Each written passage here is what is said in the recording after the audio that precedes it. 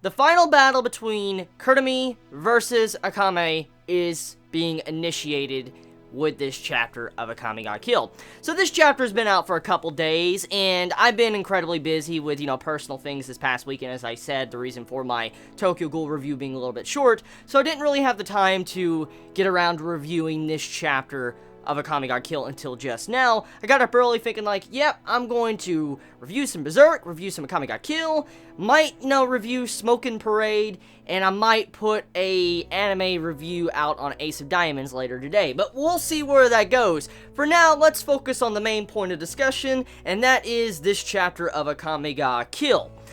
So, besides the Kurumi versus Akame building up throughout this entire chapter, and we know that's where the series is going right now, because we are in the final arc, and since the anime has kind of spoiled a lot of these different plot points of what we should expect in the future, but the manga is expanding upon these plot points, I'm enjoying it a lot more. So let's talk about this real quick. So we can all assume that the anime did spoil a lot of things that was going on, but it was a rough draft. Like, it was just a quick summary on what we should expect from the manga. The manga is expanding upon a lot of things that we saw from the anime and giving it a lot more details that we didn't really see in the anime. So when it comes to, once again, anime versus manga comparison, the manga is doing a lot better job of allowing me to grow connected with these characters. With the Kurumi situation, with her, dying because of these drugs and, these experimental drugs and the candies and stuff, and then seeing how these people also in this chapter of Akame Got Killed, they've been affected, they've been taking this drug, and, how they're using these drugs to get stronger like steroids,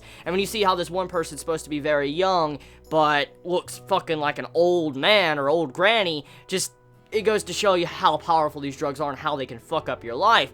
And that goes to show you what type of situation Kurumi's body is currently in. I mean, even though it's probably not showing on the outside features of her body, the inside of her body must be fucking fucked. Because if you see how these others look. And that's kind of where the situation is with the chapter.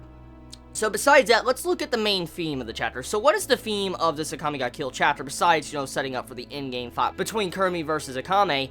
You have it to where Akame has to confront her past. She confronts people she knew in the past, and she has to bury them or kill her past. And so this is a chapter that, I guess if you're in her situation, it shows you how painful it must be to be in war, or as an assassin, because if you change sides and you become a turncoat, or if you realize that the side you were on was bad, you change your perspective, and you want to be on another side, and when you see these people you used to call your friends and work with them, and you're forced to fight each other, it makes a very sad situation, and that's the type of situation that Akame is currently in. She had to kill her old friends, the old people she knew, and she kind of knew these people really well. It was like if she was to go up against Tatsumi, or, anyone like that, or Najinda, and if she was to try to kill them if she joined the Empire. It just shows you what type of standpoint it would be, because the situation that she's in right now is forcing her to have to do this, and so friends are having to kill each other, and it shows you the cruelty of war. And that's the main theme of the chapter. It's a very straightforward chapter that gets to the point of showing how much